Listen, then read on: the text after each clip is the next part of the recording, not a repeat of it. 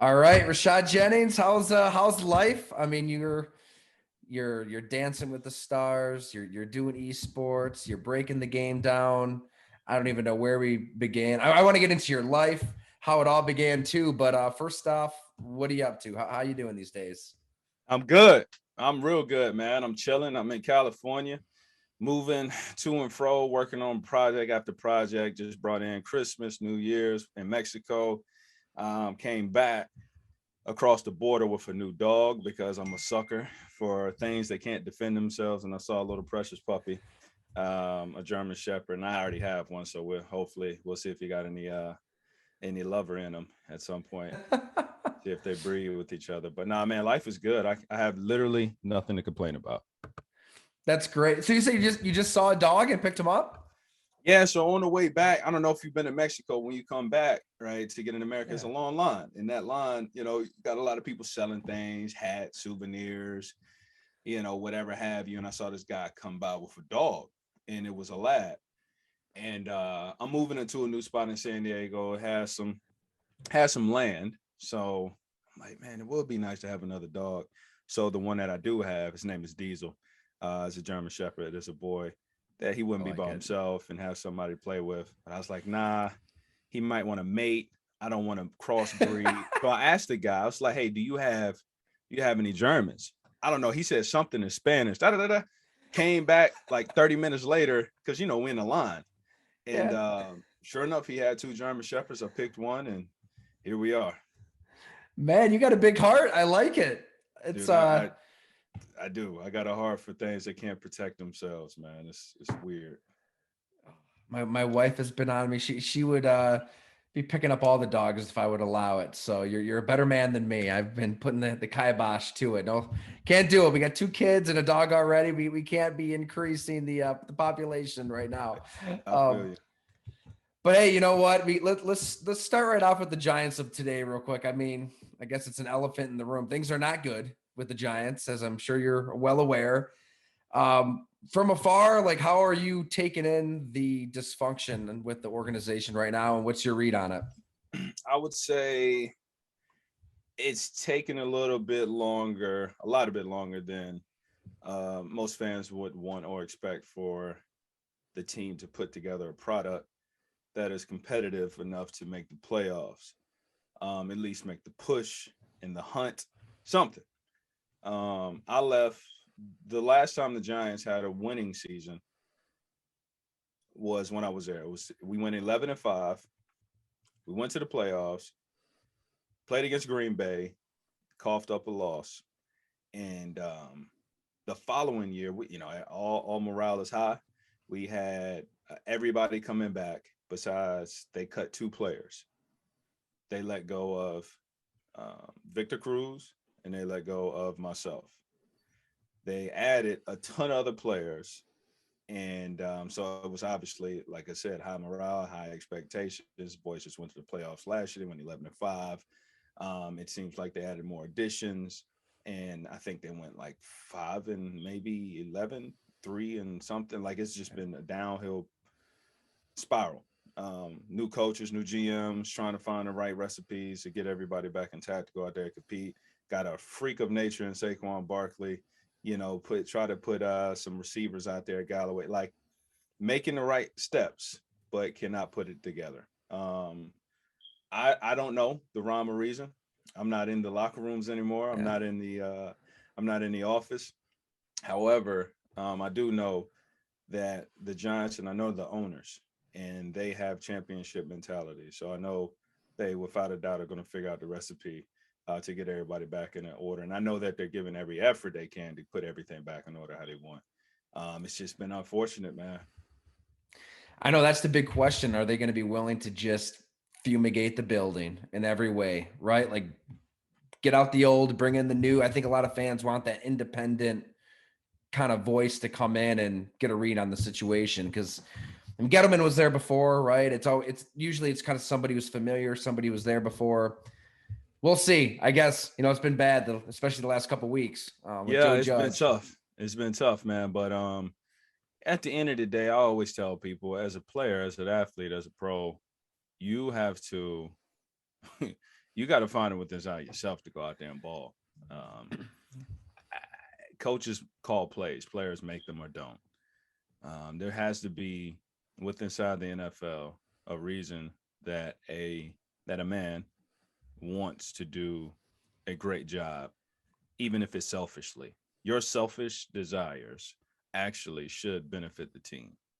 Right. So I always looked at the makeup. I get there's no I in team, and I get uh the adage to create team morality, but I've always been a person of individuality first, to Yeah. be honest, because you came in here by yourself and you're gonna leave by yourself.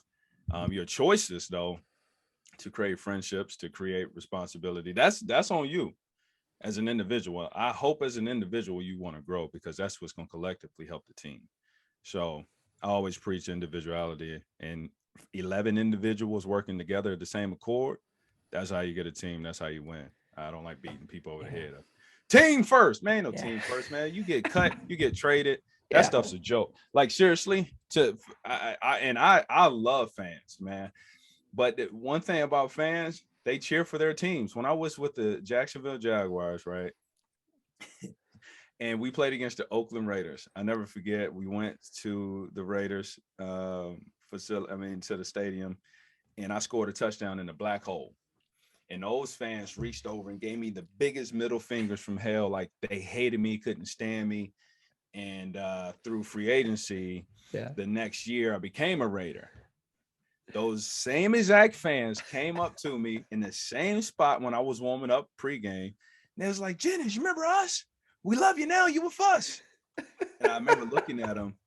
I was like, these dudes are buck wild, but I love it. And, Yeah. And I laughed Same because you exact asked, ones. Same guys. same exact ones, the spike shoulder pass, the tear face and everything. And I thought to myself, yeah, this reiterates how I can't believe people expect players to be loyal to a team. Like, y'all cut us and get rid of us. Like, you're better off us being loyal to our standards and hope that and create more standards in us. But anyway, that's a whole nother psychology. You're absolutely right. I mean, you see it every year. I mean, the number one story all off season, right, is Aaron Rodgers, and he's bringing the team out to pasture. There's reports he wants to GM fired. He wants to get out of there.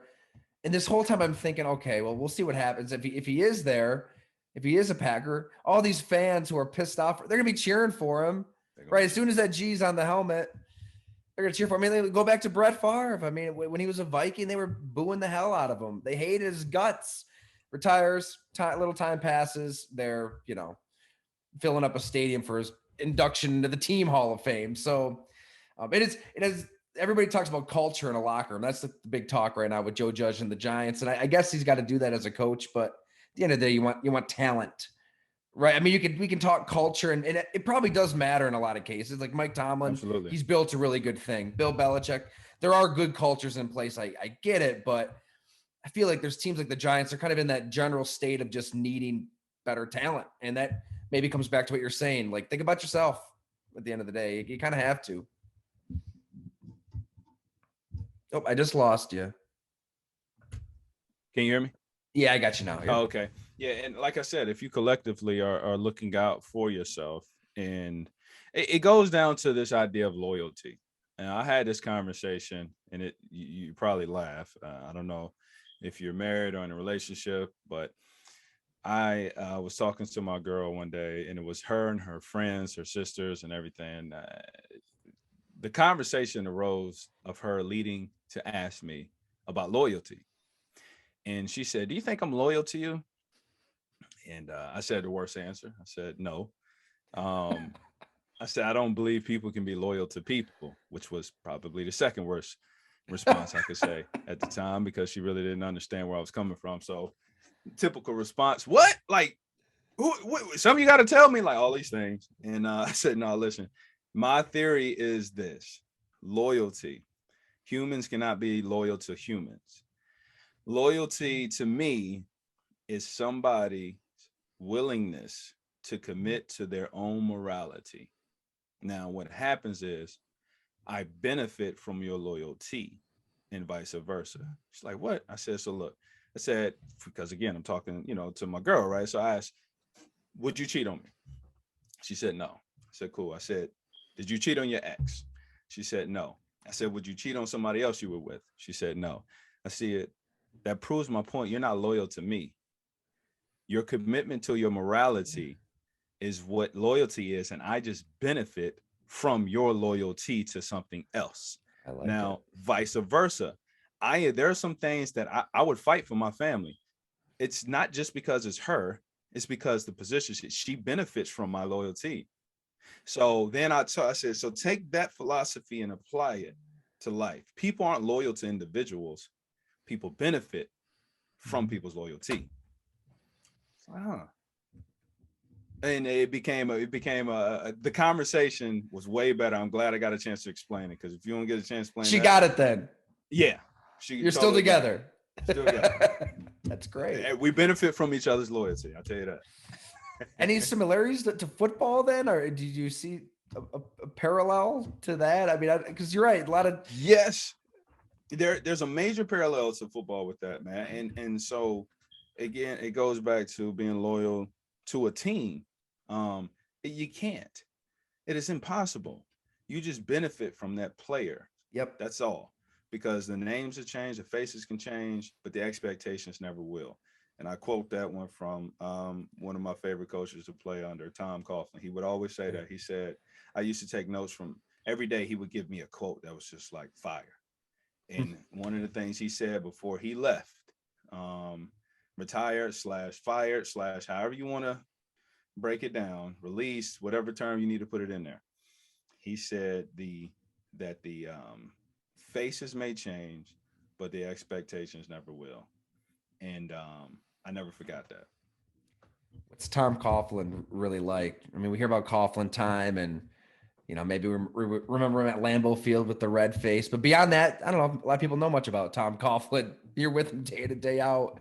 Kind of coach, what kind of human being was he really? Dope, man. I loved him. He was hard nosed. His favorite cuss word is ass. Um, he he's a family guy. He's definitely old school. There isn't fluff about him. You know what you're gonna get. I loved him. I was used to that type of coach my whole entire upbringing through high school and college. My college coach, actually, Coach Danny Rocco, sat underneath Tom Coughlin at the Jets. So he picked up his philosophies. And so I was used to it. I loved it. Now, some other players, they have different stories to tell you about them, why they don't like them, but I love the dude. It's great.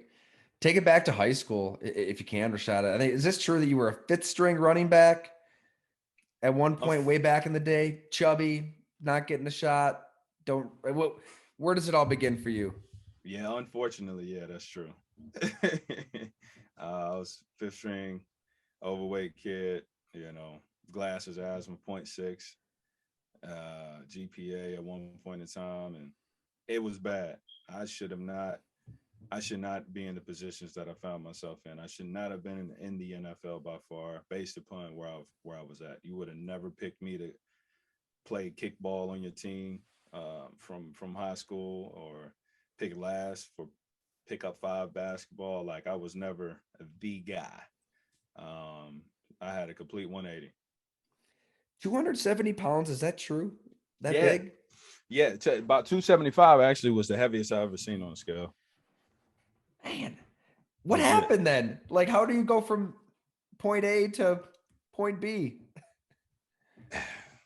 Honestly, I luck, prayer, God opened up doors that couldn't be closed. I always ask God to do things in my life that I can't take credit for, and He has. It's that simple for me. But I will say, I did put a lot of work in. There's a quote that I really appreciate, and it's, get on your knees and pray like it all depends on God. Get off your knees and work like it all depends on you. And I truly picked up that philosophy and took a 180 and started taking ownership and responsibility. I stopped blaming people. I stopped making excuses. And I never turned back around. And that philosophy and energy has followed me up to the successes that I found myself in up to today, and will continue moving forward. But man, it all started though in high school. This is a quick story, like to Yeah, go ahead. zero it in. Um, when I say I never played, I legit mean I didn't play, bro. So hold on 1 second. Let me get this. So when I tell you I didn't play, I mean I used to come on the field with, instead of putting thigh pads in and knee pads in, I used to put in M&Ms, Sprite, some candy. I didn't wear pads because I never played, so I looked at his pockets. And it was a buddy of mine. His name was Speedy. He didn't earn his name at all. So me and him both sucked. We sat on the sideline and had front row tickets to see the game. That's kind of how we saw it. Every Friday night we were there live having a good time. We high school. It is what it is. Now I'm a junior. I've never played. And it's the last game of the season. We're playing against our high school rival, Brookville Bees. We're the Jefferson Forest Cavaliers. They have a shot to go to the playoffs if they beat us. We don't have a shot no matter what. So to us, it's like our Super Bowl. We're going to knock them out so they can't go. Yeah. Long story short, there's a Tennessee scout to come watch our starting running back. His name was Quincy Freeman. He was really good. And Brookville had another good running back that was going to go to college to play. He was good. Samuel Guerrier. He was really good running back. So the Tennessee scout is to watch them two go at it. We get the ball, kick off, catch the ball. Offense goes out. Very first play of the game, our starting running back gets hurt. Now, my boy Speedy is excited. He's one of them dudes who's just always amped for his buddies. So he's like, "Hey, Rashad, you might play today." I'm like, "Man, dude, get the heck out of here. They ain't gonna put me in." Go back to eat my peanuts watching the game. Second string goes out. He gets hurt. First quarter. All this happens in the first quarter. It's well documented. I can't make this stuff up. Third string goes out. He gets hurt. So Speedy once again, bro, they might actually have to play you. Like, dude, shut up. They ain't gonna play me. Go back to eat my peanuts. Now, the third string, when he got hurt, they retaped up the ankle of the first stringer. Went out there, he couldn't compete. So they're down to the fourth. Put in a fourth string running back. Sure enough, he gets hurt. Right. So now we're down to the fifth. Right. Speedy's over here flipping out, doing some cartwheels or something, thinking I'm about to get in. The coach scans the sidelines, catches eye contact with me, looks away, points at a wide receiver, tells him to get in instead of me. Oh. So part of me is, I'm pissed because I'm like, yo, that's my spot. I'm supposed to be going in. The other half of me is like, I ain't going in. I ain't getting hurt. Like, everybody's getting hurt for some reason. So this wide receiver goes in. He gets hurt. They are stuck with nothing but me. Coach just screams, "Jennings, get in the game." He's pissed. He doesn't want to put me in. I don't know what my helmet is. It's just always on the sideline somewhere. So I just pick a random helmet up. It's too wobbly. I say, forget it. They're screaming, "Jennings, get in." I buckle it up, and this mouthpiece is just dangling. So I'm like contemplating, should I use this? Nah. Jennings, get in the game. So I just rip the mouthpiece out, throw it down. It's not mine. And I go in. We got white pants. Now all I have is residue on my pants of Skittles, M&Ms, butter from popcorn. I go in there smelling like a concession stand, and the teammates say, "Rashad, what the heck are you doing in here?" Like, "Look, man, we ain't got nobody. We got to go." So call the play, first play, run play, make one man miss, make another miss, 30-yard touchdown. First play ever. So I throw the ball in the stands. I get excessive celebration. I chest bump Speedy. He falls to the ground, pick his roller tail up. It's a moment. They put back the third string. He couldn't compete like I was. I performed decent on one play. They put me back in, threw a series, I scored another touchdown. Similar situation on defense is halftime is 14-14. Come back out halftime. Defense guys are getting hurt left and right. They put me in on defense. I come off the edge, sack the quarterback, he fumbles. I pick it up. Nobody's in front of me, 40-yard touchdown. 3 touchdowns. So to end the game is 24-21. Brookville's winning. All they have to do is run the clock out. Fourth quarter, minute left. They have the ball, and we have 3 timeouts. They run the ball, we tackle them. Timeout. Run the ball, tackle them. Timeout. Run the ball. No, excuse me, third down. Instead of running the ball, they got cute and decided to run a screenplay.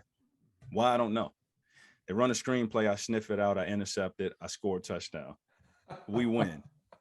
And I score 4 touchdowns, 2 on offense, 2 on defense. Only played a total of 14 plays. That Tennessee scout was there to watch the starting running backs, came up to me after the game and said, "Hey, Rashad, I came to watch Quincy and Sam, but I couldn't help but to notice you. Son, you wasn't even on a roster." And he said, "Well, how are your grades?" And I looked at him. I said, "Sir, I have a .6." He said, "Now you got to try to do some stuff like that. Like, how you have a Yeah. .6?" I didn't have any good answers for him. He looked at me. He said, "Son, you have potential. Get your grades right." Now, at that time, that was the first time somebody's ever looked at me in my eyes and said that you have potential outside of mom, dad, family. Occasional nice people that's going to say it, and it doesn't hit you. That hit me different. My two older brothers both were at that game to watch me sat on the sideline because they just wanted to support their brother, but I played. They were excited. They went to a private school to coach for free to help pay half of my tuition to go there. My parents took a mortgage against the home to pay the other half of tuition so I could go there. I went to a private school. I repeated my junior year. I took 9 summer school classes, 9 homeschool classes on top of the regular academics. And I stopped blaming people. I stopped making excuses. And the rest was history from there. I finally got a fresh start. It's phenomenal. I mean, it almost sounds made up, right? Like the Skittles, the popcorn, 4 touchdowns, the scout, 270. You're doing this at too? Yeah. I You're can't make this up, man. moving and And it's grooving like that at 270. dude, you can go look up Rashad Jennings, a high school on Yeah. YouTube, and you'll see when I transferred at the private school how big I was. So why did you even play football? It sounds like you really didn't even like the sport. Like, why were you out there to begin with, right? Like, why even on that sideline at that point? So I think it was just a way of life. My two older brothers played football. Brian Jennings was an All-American. He was really good, played tight end. He went and played with he went to college at Virginia Tech and played with the Titans, the Chargers, Patriots. My older brother played football. My dad was a football player. So I just grew up around it. Mm-hmm. And I always wanted to be like my brothers. So that's Okay. what threw me in it. But no, I Man. I liked I liked competing, and I really didn't understand the game itself. I didn't understand the politics that go with it. I didn't understand how many parallels of life is in the game of football. I was just a knucklehead out there wanting to hit somebody because I was allowed to hit somebody and not get in trouble. So sign me up. And then uh, you shed the pounds. I think you ran for this is at Lynchburg Christian Academy, right? Over mhm. 3,000 yards, 56 touchdowns, and then it kind of took off from there. Yeah, and the rest was history. I went to the University of Pittsburgh, and ended up transferring because of my father's illness. He had to get one of his legs amputated at the Mm. time. I transferred from Pitt to Liberty. Liberty's 10 minutes from my home, which is a very interesting story how that all happened. But and 3 years at Liberty, got a chance to get drafted, took it, never turned back, made the most. Like I barely slipped in at every level of my life Yeah. to get to transfer schools. Like it was at one day is why I transferred. One day, 14 plays, just barely. Somebody was there. Then I Yeah. transfer. I barely get by the NCAA clearinghouse because my grades were so bad. I didn't go in the fall. I had to go in January. Um, then I transferred. I was the last wave of kids that could actually transfer from one college to another college without having to set out. Um, I don't even think I graduated high school on time. Honestly, talk because can't do nothing now. I honestly think that I swear I saw a diploma come in from high school about 3 years ago, officially. Three You years know, ago. yeah. I mean, you can't do nothing now, but So you're I've not just really sure if slipped you through even the cracks. graduated. I don't know. I have Yeah. no idea. Point six, like you said, you got to try hard to get a .6, you know? You do, man. I failed everything. I failed every class, and I got some funny stories about me in education. But that's why reading is so important to me in writing. That's why I became an author, humbled by becoming a Yeah. New York Times bestseller. I love writing. I failed every check this out. I failed every English class known to mankind in high school. I passed all my Spanish classes, but couldn't tell you a sentence. I don't understand how English works sometimes. But when I went to college, my first year, I became Freshman Writer of the Year award winner at the University of Pittsburgh from a kid that failed every English class in high school in Lynchburg, Virginia. And I wrote a 15-page paper about the word nothing. You wrote 15 pages about the word nothing. Yeah, true story, man. True story. So how that happened is my first year in college, first English class in college, I go prepared. I got on my backpack. I got my little computer. I got my glasses. I'm ready to learn. I ain't failing no more again. I got a fresh start. I'm in college. I'm here. Show up. English. The professor started off the class. Welcome to English. Blah blah blah blah blah. I'm your teacher. Blah blah blah blah. Just so you know, you guys have a 15-page paper due at the end of the semester. Write about anything you want. Put it in CLA format. Blah blah blah blah blah blah blah blah. Class is dismissed. I'm like, yo, this is college. This is kind of weird. Left. Came back the next 2 days later, and then became a actual syllable class. We went through our work. Halfway through the semester, she did that same thing. Hey guys, welcome to English, blah, blah, blah, blah. Just a reminder that it's a 15-page paper due at the end of the semester. Write about anything you want, put in shell, blah, blah, blah, blah. And I was like, dang, I completely forgot about that. And I became kind of pretty good friends with the professor.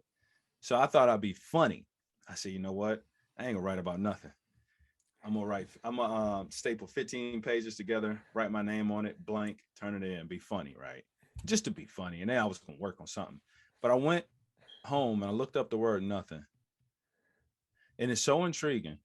I wrote 15 pages about it in one You freshman literally writer wrote of the year 15 award. pages. You could break the word down. Like what did you Well, write? hey, listen, nothing can go any direction you want it to. So one example that I gave about the word nothing, of trying to understand it abstractly, right? I took a philosophical route at it. If you were preparing for a brief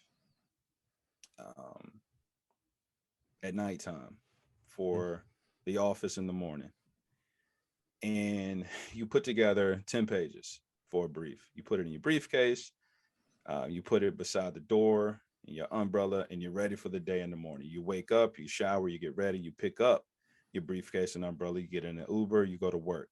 Now, while you're in the Uber, you check your briefcase and you open it and you see all 10 pages that you worked on were present. That means that nothing is missing. If everything is present, then the word nothing, as in nothing is missing, what does nothing mean then? So then another perspective of it is if you go to a horror movie and you're with a friend and you start hearing these creepy sounds, right? And you're scared, you leave, and on your way to the car, it's dark, it's scarce, and you hear something. What was that? Nothing. Well, what nothing actually is an illusion in that particular case, right? And so the word nothing, we use it as a reference in the filler to describe something that we don't in the English dictionary have an explanation for. Or with being lazy. Hey, what you up to? Nothing. It's a lazy reference to say I'm not willing to. It's so many things that this one word actually means. It's almost like the cuss word shit. Like, seriously, what does that word mean? Yeah. It kind of probably forced your brain to like take these twists and turns that you weren't expecting, which was probably the whole point of the paper, right? That you probably got a good grade. Got an A. Won an there it award is. by it. So yeah, we was That's good. right. Yeah. Man, you said that there was a story. So when you came back home, it was your dad. So he had to have his leg amputated, you said? Yeah. Oh my God. That had to be pretty traumatic. I mean, to be there though with him, important. What was that period of your life really like when you came back? That's it was something I felt that was right to do. I was 19 years old at the time. My family had been there for me for 19 years, and I worked really hard to put myself in a position to go to a big college, and I did. And I was a starter at Pitt. At that time, it was only 4 other starters that were true freshman running backs that ever in the organization history, the program history, and that was Tony Dorsett was one of them. So it was cool to be in that category with his name, and now LaShawn McCoy's in there and a couple other guys. But I transferred because I love family, I really do, and I found out that the world is round. You do what's right; it'll come back to you over time. And I wanted to be home, help out mom, help out dad around the house, and still I was able to go to college, get my degrees. I was still able to go to college, play football, and have my chance to go pro. So it was a win, even though at that time Liberty Yeah. was like, heck, they were 1-10 when I transferred there. They were trash, dog trash. But I went there for a different mission. Yeah. You're right. Some things are bigger than football. And was he able to kind of get through that hardship? Whatever transpired, was it? I mean, I imagine he appreciated having you there for it. Yeah, it grew our relationship a lot, man. Me and my dad, we had some adverse relationship growing up. He used to drink and smoke a lot, which triggered part of my asthma. He was in the Air Force. PTSD really had its way with him. My brothers are 10 and 14 years older than me. I was the whoops, here we go again. And I think he kind of checked out. And so our relationship was tough. And it's one of the reasons why, I'm 36 today. I've never drank alcohol a day in my life. I've never smoked. Wow. And, I had a heart to heart with my dad and it was just to prove him wrong. I, when I was hospitalized because of my asthma attacks, there was one particular time at the doctor's office or in the hospital. Um, the doctors brought in my pops and brought in my mom, and they knew that my dad had smoked in the house and around me, and they asked my dad, "Sir, you're gonna have to stop smoking around your son. It's triggering his asthma." He heard that. Long story short, 2 weeks later, we get out the hospital, and he's smoking outside at least. Um, but about a week later, he's right back in the house smoking. And there was one day I was downstairs, and I could smell the smoke seeping through the vents. I smelt it. I started choking up.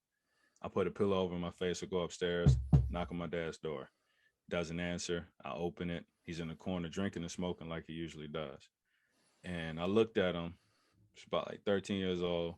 These big red rim glasses. Is over this fat kid, right? And just got out the hospital. Remove the pillow. I look at him. I said, "Hey, Dad, can you stop drinking and smoking and be there for me?" And he took a puff, smoke, took a sip of his drink. He looked at me, and he said, "Rashad, what you want to do when you get older?" Now, I'm kind of excited because this is the first time he's ever asked me that. I feel like I get to have a conversation with my pops, but I can see he was being arrogant. And either way, I take my opportunity. I said, "Dad, I want to play running back in the NFL." And he took a puff of his smoke, took a sip of his drink. He looked at me and said, "Rashad, you think you'd be able to make it to the league without drinking and smoking yourself? Like, kind of who are you to ask me in my own home?" And I said, "Dad, just to prove you wrong, I'm never going to do it." And made it to the league, played running back, never drank, never smoked, just to prove him wrong. And it was funny, man. And the irony of it is that grew our relationship so close. He ended up quit drinking and smoking, watch his little knucklehead kid prove him wrong. Like that was a turning point for both of us. I reserved more years on his life. He gave me a new motive, and like we became some of the best friends, man, because of those little heart moments. But Man. I and because of that, I always tell people anger is one of the greatest fuels available. How we channel it, that's up to you. I could have been very bitter. I could have been very distorted, discouraged, depressed. Um, I could have played the card of many different mental things. But fortunately enough, I had two loving brothers that wouldn't allow that. And then two, I turned that into fuel as a chip to motivate me to do what was right. Um, and I'm fortunate for that. I truly am. And so me and my pops was great, man. We lost him just last year, before COVID. It wasn't because of COVID. And I was able to buy my parents a home, allow him to live in it, and customize it for his handicap. Yeah. Do some real amazing things, man. Over the last 15 years, we grew a great relationship. It's spectacular. I mean, yeah, I mean, you had every reason to be a victim. You were a victim, right? I mean, you could have really wallowed in your self pity, and we're not sitting here talking. Nobody knows who Rashad Jennings is, and who knows where you go, right? If you go that route. I mean, I imagine you're probably talking to young kids all the time about your story and about how it is up to you at the end of the day. Like you have these circumstances, your dad is doing this, but you have that conversation, you take matters in your own hands. Absolutely. And I do. I grew up with pops in the house. But he wasn't available, but he was there. For a good period of time. And at the what grew our relationship was me going to him, removing pride. Yeah. I fought for my dad's love for the longest time, and I finally got it. Um, and I have the hardest conversations with people all the time about not being a victim, and it doesn't start or stop with race. Being a victim is a issue with a lot of humans. Got You that know what I right. mean? So, I definitely don't want that to be taken as a race thing. That's a human issue. And motivating people to take more ownership over their life, responsibility over their life, to look in the mirror more for those choices and answers instead of looking to point the finger. That's something I stand on. I always have. It's one of the turning points of my life, and which is why I started a football camp for kids called 180, because I took a freaking 180. Yeah. And so I get the secrets of life along with the tips of football. Big South Conference record. Does it still stand? Yes, yes, Your record 3,633 yards, 42 touchdowns yeah. at I'm Liberty. surprised it ain't been broken, actually, because I Been a was bit. anyway. Yeah, 3 years. What's more, what one record that I think will last? Somebody gonna break that one. Someone to break my high school one. Hopefully, I think it's a kid there now. They got a shot. He's a freshman, so he'll have 4 years to try to work and Yeah, break you the were high school suspended a record. couple games too. It looks like here too. Yeah, there's Yeah, a couple games you didn't get. Yeah. first two, which is a funny story. I But yeah, man, it's one record that it's just a personal record. I don't think ever be touched as long as we live. And I went to LCA, which played at Liberty University Stadium. I went to Liberty University for 3 years, so I played in Liberty University Stadium. So I've accounted for, I think is 115 touchdowns, um, total in on that football field. So yeah, it's high school and college combination, but it's still that record. Who scored the most touchdowns on this 100-yard durational field? It's Rashad Jennings. That's gonna last forever. It's insane. So yeah, can you say why you were suspended? You always hear about that in college, and it's always internal. It never comes out with anybody. Yeah, Always just stays. Once it, in a while, it comes out. it was silly. So I was on campus. It's the dumbest thing.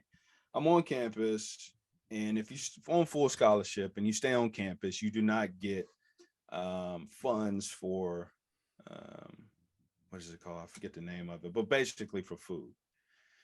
You don't get a stipend for food. I forget its actual term for it, but either way, any event, I'm on campus, so I don't get it. And I talked to my coach. I said, "Hey, look, I'm looking to move back off campus. I'll move back in the house. I wanted to stay on campus for one semester just to earn the respect of my teammates because it was some weird rules at Liberty that you had to go through. So I didn't want anybody to think, oh, this big timer coming in. He ain't Yeah. got to go through what we went through. So I went through it willingly on my own just to show these guys, look, I'm part of the team. Um, so after that semester was up, I went to the coach's office. Hey, I want to move off. He said, go talk to the clearinghouse. I went to the clearinghouse on campus. I said, I want to move off. When does the stipend kick in? They said the stipend kicks in as soon as you turn in your key. When you turn in your key, you go through the system, blah, blah, blah, blah. and then your money starts. I said, cool. Left. Never moved off campus because I had a situation happen back at home. My brother was going through a divorce. He needed to crash at the house.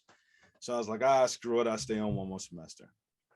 So about, I'd say, halfway through the semester, I went to check my mailbox and I had 2 checks. I look and I got 2 checks, my name on it. I've been talking about a computer. Maybe this is an answer. So I cashed the check, went and bought a computer. And then the next month, I got another check. It's like, where are these checks coming in from? So I put 2 and 2 together. It's like, they might think I'm off campus. But I didn't turn in my keys. So how would that happen? So anyway, I talked to my coach. I go up to him. I say, hey, coach, I'm getting some checks and I'm not sure where they're coming from. And because I didn't want to keep riding it out, right? And he was like, have you spent any money? I said, I did buy a computer, and here's a check that I haven't cashed yet. I gave that to him. And he said, well, you might have to return the computer. I said, yeah, all right, whatever, no problem. Sure enough, like 3 days later, I get a call from the university. Somebody was just trying to do their job, I guess, really, really well without hearing the details. So they turned me in. I got turned in by my university to the NCAA clearinghouse. We could have handled it in-house. I could have just gave them the $700 back. You know, it wasn't like it was, thousands upon thousands of dollars we're talking about. And is there a fault? I'm being a 19-year-old kid cashing the check. They got my name on it. To get But they suspended suspended for me. 2 games, it's like, And it was the best thing that ever happened to me, man. I tell you, Tyler, it was the best thing that happened to me because the fact that I was suspended the first 2 games meant that I couldn't train with the team that whole off season. Oh, so it wasn't just the first 2 games. I could not train with my team the entire off season, which made me work with on my own. I found a track coach. I found a different strength coach. And I was the fastest I've ever been in my life because I trained with them. And it taught me a different style of running. So that was a blessing in disguise. It's that panned it out in my favor. that is crazy. Yeah, I mean, who knows? Who knows if you're in the NFL for close to a decade without that suspension? Like it helped kind of jumpstart it in a way. So like Jacksonville, Oakland, the Giants. I mean, everywhere you've been, for after college, you were productive. You know what I mean? Just thinking back to random games and moments, it just seemed like every time you were on the field, something good happened, and you'd perform and kind of move on, but you did get that contract, so that'd be pretty sweet when you got to the Giants. You finally got paid, finally got rewarded, were finally like valued. But what NFL memories from 09 to 16 do you still kind of cherish to this day? And any of those 3 stops? Yeah, I appreciate that. I one of the main ones is just when my dad was able to come out and watch me play. He came out on a wheelchair. My family surprised me. He showed up. I think I broke a personal record that day too. I think I ran for 170 some yards and a touchdown and played against the Texans. But I set a PR every time I play against the Texans. I don't know why they could never figure. Every time, no matter which team I play with, every time I played them, I think I might have rushed. I think I played them 4 different times, and I think I probably total ran for like close to 600 yards total. They could not figure me out to save my life. I don't know why they didn't pick me up in free agency. Yeah, I was gonna say, like, why didn't they just sign you? Every time we played them, I broke a PR. So it was good to have him there for that. Oh, the Hail Mary play that I witnessed when I was in Jacksonville, David Garrard threw it to Mike Thomas. That was crazy to witness. Everybody left the stands. He just threw a Hail Mary. It fell right in Mike Thomas' hands. We won. It was a surreal moment to witness that. Another surreal moment was watching Odell Beckham Jr. turn into a celebrity overnight in front of the world. Like, that's what's dope. Man, I got to see. So Odell is he came in as a rookie, right? And he was injured. And now he's trying to figure it out. how to take care of his body and the do's and don'ts. Um, I kind of took him under my wing a little bit when it comes to how to take care of your body. Now, I don't take no credit for that man's talent, but pulled him aside. He would start to, come warm up with me before practice, stretch a certain way. I gave him a little warm up routine, and I started to see him elevate and become more comfortable with the game. Like, this dude was unreal dominant. Like, I've never seen an athlete up close and personal be able to do what he do outside of Justin Blackman, which is a sad story. Dude, I got to see two wide receivers that was unreal. Odell Beckham Jr. and Justin Blackman. Justin Blackman, he might be, if he up here, if he could have played, he might have been broken way more records than a lot of other people. But he's just written off as like it never was. I don't know if anybody realizes that. So he could have been special. Like, you saw moments in him. Yes. One of the best I've ever seen. But he just had some hardship going on and things outside of the lines of football. But Odell, I just watched him grow as an athlete and kind of figure it out. And it's cool to see. It's really, really, really cool to see and watch a puppy grow up. You know what I mean? Like, I got a little puppy. It's cool to watch them grow up and become their own. You don't take credit for it, but it's just neat to see. And I got to see Odell become this celebrity. I think it was a time after he made that catch. I remember before we went out to practice, he had maybe 600,000 followers. We come back out of practice, there's 1 million point something. Come out of a meeting 2 hours later, now it's close to 1.5 million. The next day it's 2 million. Like, I watched the world start to watch this kid, and he locked it right beside me. So it was cool to see it all transpire. I don't know if there's many in my lifetime, how many athletes in any sport just became celebrities overnight like that. I mean, really, with one play, Yeah. one moment, and then boom, just like that, the world knows who you are. Right time and everything. Yeah. That had to be insane to be there with him through that. Bro, New York, right time, and his personality. He loves the camera, and the camera loves him. It works. It's a great marriage. He knows what he's doing. He's a great athlete, good kid, funny. He loves people. Like, there's a lot of great things to say about him that the media never really covers about the kid. But it's been fun. It's been fun from a distance watching his career grow, and then him as a person. And then too, he's a freaking rock star. He's not just a really good athlete people follow. He's a rock star. Fashion, like hip hop, culture. Like, he's not just a football player and why people follow him. So it's been neat. Yeah. I get, he's out of Cleveland now. He's with the Rams. He's got an opportunity, right? I mean, how much left does he have to give, you think? A lot. I think he's just getting cooking. Yeah. To be honest with you, I think he's just getting cooking. I think Odell is smart. Our conversation we had, he's a smart man. He understands business. And I think personally, I don't know this, but I would assume him getting how football works is his best commodity is being healthy. In Cleveland, he didn't tax his body, but so much, honestly.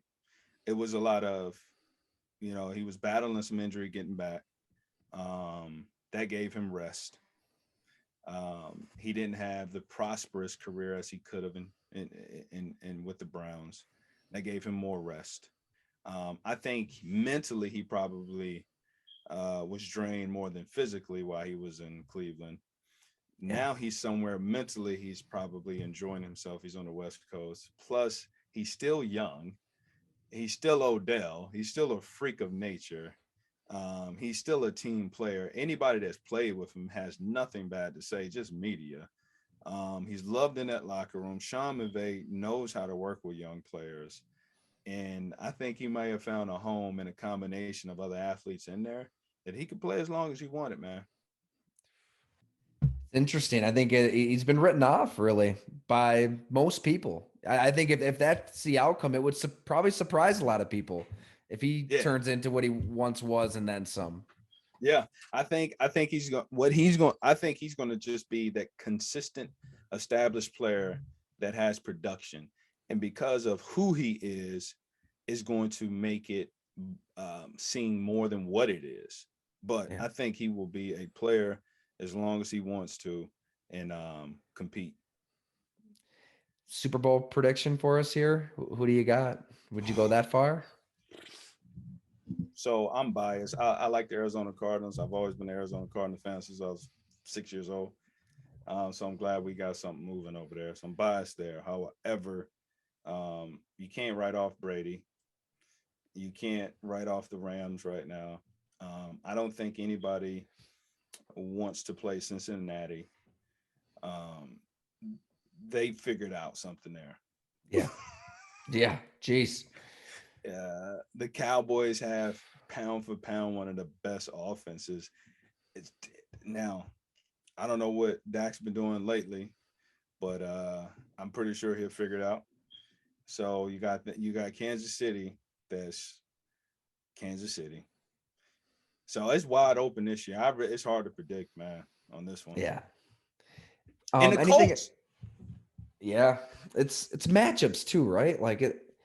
I mean, I live here in Buffalo, New York, and I mean the Colts just physically dominated the Bills. But then now the Bills are rolling. Now Josh Allen, I mean, he's running over people himself. They're scoring at will one way or another. The defense is doing enough. So who knows if they were to face again, what would happen? It's been like that all year though. Yeah. This whole season's just been kind of batshit crazy week to week. So Whoever's gonna win is whoever picks up Antonio Brown. That's who's gonna win the Super Bowl. That's my that's prediction. pretty crazy situation right now. I mean, it's like they're not. I don't know when people will be listening to this or reading this, but right now, like he's on the team, but they're not release. It's like if you don't want him, release him. I'm kind of interested to see if Yeah. another team will take a chance on him. Yeah, I don't like what head coach over there said. He said he's no longer a buck. That he wanted to talk about the players that were here. Respectfully, I understand that. He's a I head get that, coach, right? but Which we all saw what we saw. That was, right. insane. But then Totally understand that as a head coach, but you lie. And because he's still a buck. So yeah, that's just not the truth. All right. Now I can't call it a lie because I don't know if he deliberately said that. He probably sincerely with all his heart is like he's done. So I can't necessarily say it's a lie. It's just not the truth. So uh that's tough. I wish they either let him go or let him play.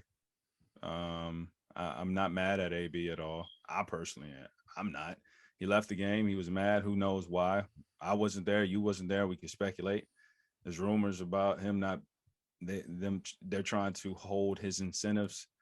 So then someone would argue if they are trying to hold your incentives, why wouldn't you go in the game to produce?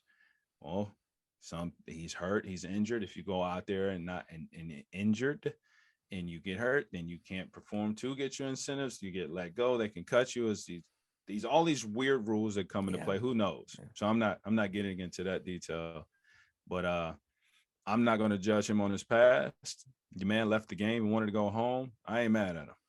That's just that simple. I'm not mad at AB. very very I normal. wouldn't have Very done it, normal but exit from a game. yeah, yeah, Happened all very the normal. time. Yeah, I mean, he exited. It'd be different if he went through the stands or something. That man went to the locker Yeah, room right. and was trying to get a flight up out of there. Look, I've been inside of a movie theater before, and I got tired of watching the movie, and I left. There you go. No big deal. Yeah, to me, it ain't a big deal that he didn't want to play anymore. And so, what is he gonna do? Sit on the sideline and irritate people? Like, I We'll don't say it is understand. on Tampa Bay. Like you should know that you shouldn't be surprised if something like that happens with Antonio Brown.